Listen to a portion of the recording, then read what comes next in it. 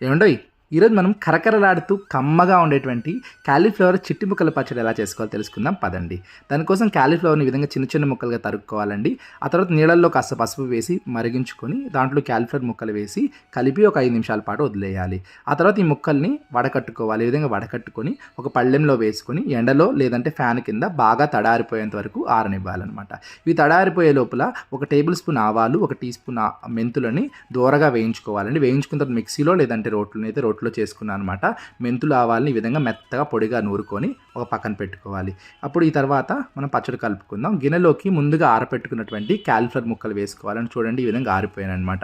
ఈ కాలీఫ్లవర్ ముక్కలు గిన్నెలో వేసుకొని ఈ ముక్కల్ని చిన్నది తీసుకున్నాను కాలీఫ్లవర్, దానికి ఒక టేబుల్ స్పూన్ వరకు ఉప్పు, 2.5 టేబుల్ స్పూన్ వరకు కారం, 1 టేబుల్ స్పూన్ మెంతులు ఆవాలు 2 కలిపినటువంటి పొడి తీసుకున్నానండి.